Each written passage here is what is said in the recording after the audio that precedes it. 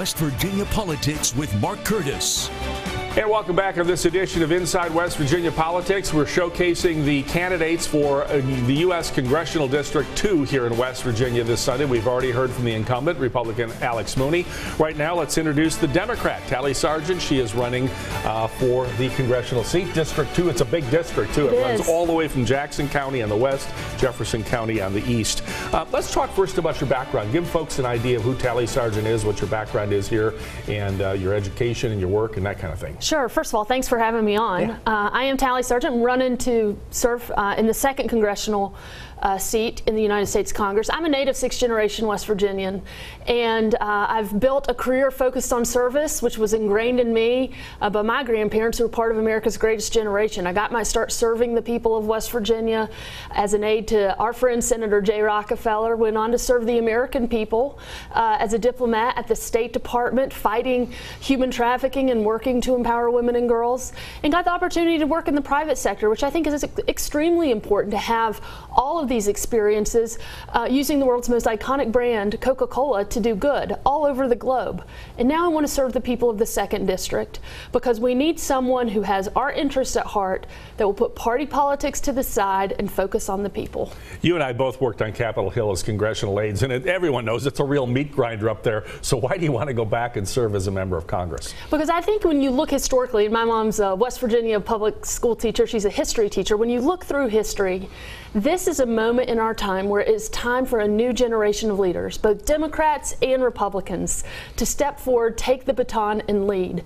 Like my grandparents did in the greatest generation, it's time to bring new leadership, new ideas, and a new willingness to work across the partisan divide and to work across the aisle to get things done for the American people. All right, let's say you are elected. You go to Washington. What are your goals and priorities? What are you going to try and get implemented into law while you're there? First and foremost, and what I've looked at is what is it that we can achieve together? Enough of this divisiveness.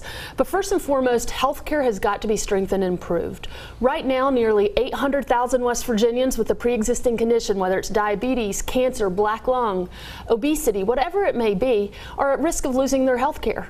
And my opponent has voted over 50 times to take health care away, including voted to take health care away from people with pre-existing conditions. I think that's wrong. I think that's something that we can bridge the partisan divide, because the people of West Virginia have said this is not a political issue.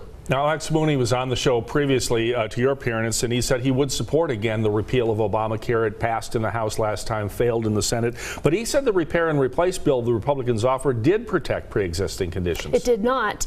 And he continues, there's a lawsuit in Texas that he supports, that Patrick Morrisey supports, that would strip pre-existing conditions. Right now, they're offering cheaper health plans, which sounds good.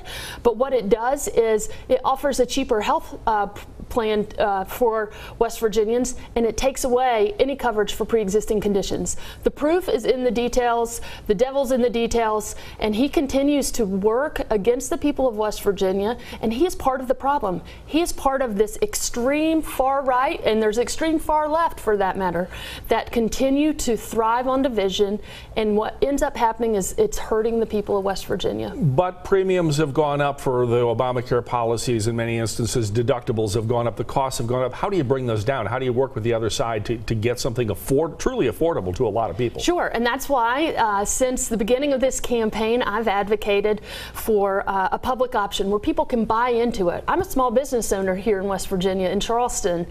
My premium is about $1,000 a month.